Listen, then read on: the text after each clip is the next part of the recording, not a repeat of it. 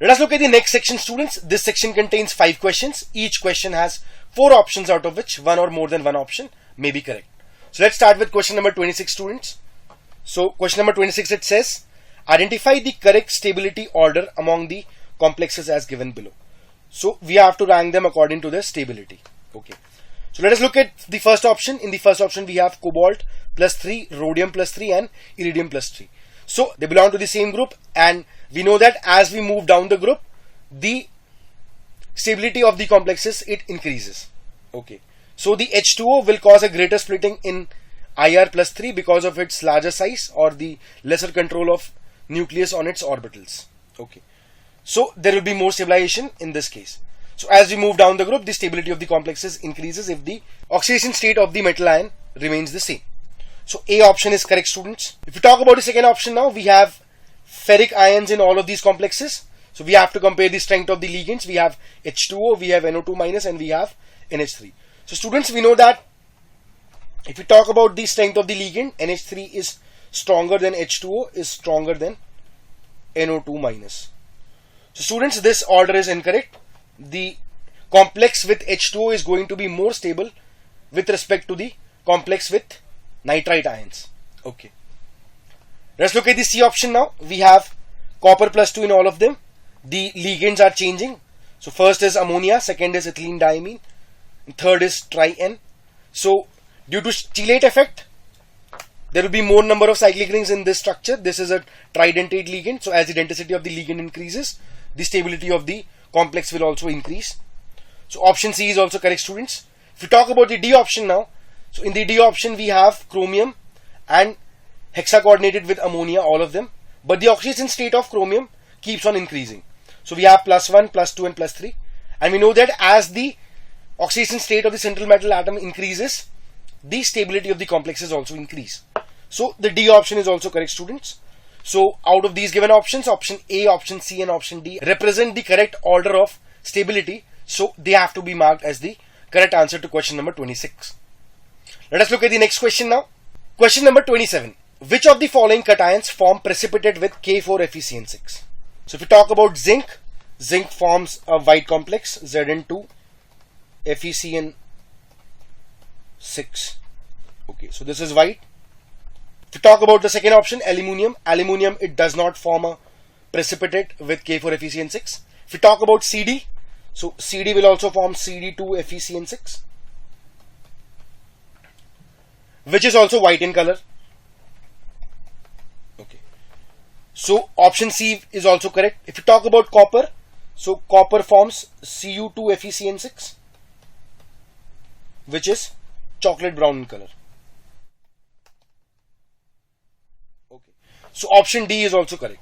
So students, all of these cations except aluminium 3+, they form a precipitate with K4FeCN6. So we have to mark the correct answer to question number 27 as option A, option C and option D. Okay, let us look at the next question now. Question number 28. Consider the following reactions and identify the correct statements.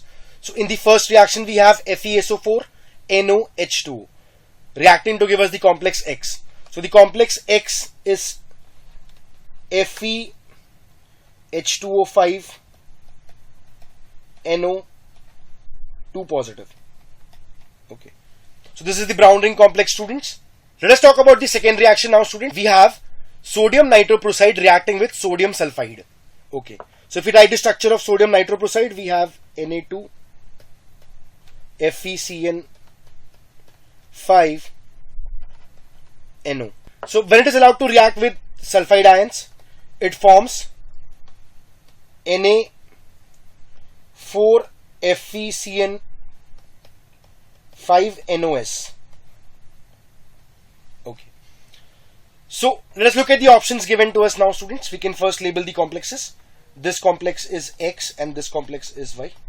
Okay, so option A, it says both the products X and Y are paramagnetic. So for this we have to figure out the oxidation state and the configuration of this central metal atom. So in the compound X we have FeH2O5 NO and 2 positive. So we know that NO is in a state of +1 in this case. So Fe will also be in a state of +1. So Fe+1 has a D7 configuration. So D7 configuration has 3 unpaired electrons, and the value of mu is equal to under root of 15 Bohr magnetons. Okay. So the compound X is paramagnetic. If we talk about Y, so in Y we have iron present in a state of +2. Okay.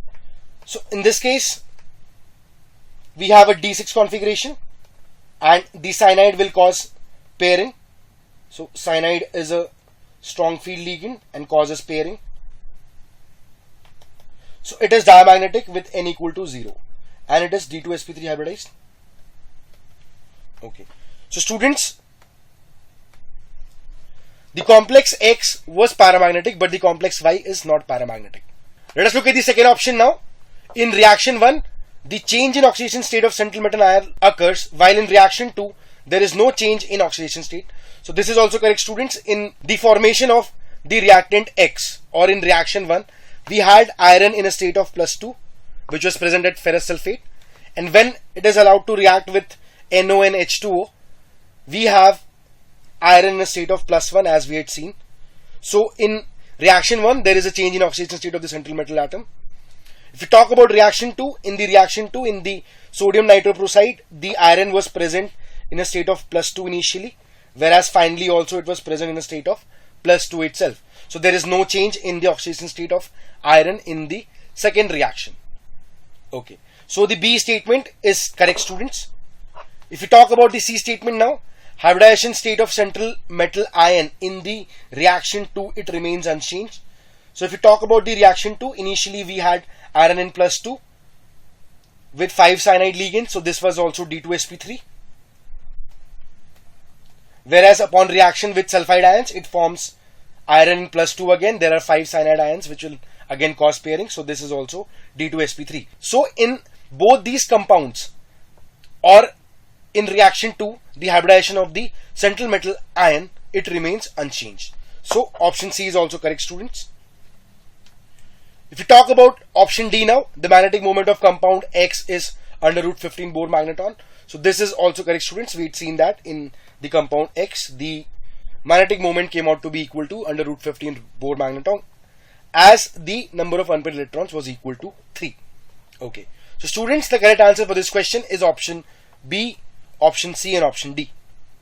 Let us look at the next question now. Question number 29. Which of the following has the faster rate of SN2 reaction than isopropyl bromide?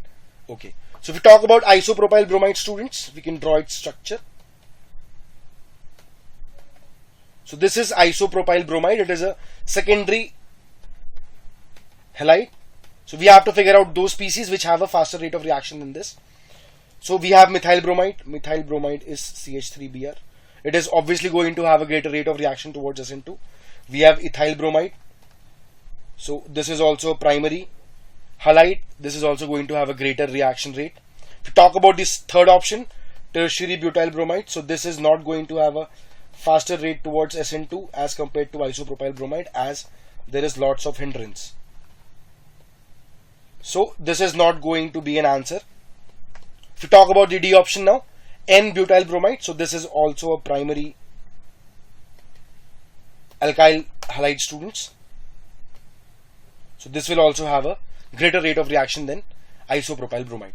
So students, for this question we have to mark the correct answer as option A, option B, and D, which are the primary alkyl halides. Let us look at the next question now. Question number 30. Consider the following compound. So we've been given a compound. There are some bromine atoms labeled A, B, and C. Okay. The examiner seems to be interested in the correct statements. So option A, it says loss of Br labeled as A in dehydrobromination reaction results in the formation of the most reactive double bond towards hydrogenation reaction. So this is correct, students. If we talk about the alkenes which are formed, so if we talk about the Br labeled as C, so we can first draw the structure of the substrate and then we can compare the three alkenes which are formed.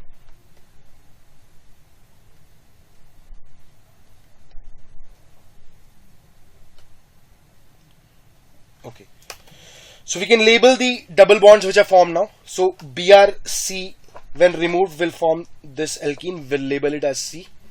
BrA will form this alkene. we are labeling it as A. The BRB will form this alkene, we are labeling it as B.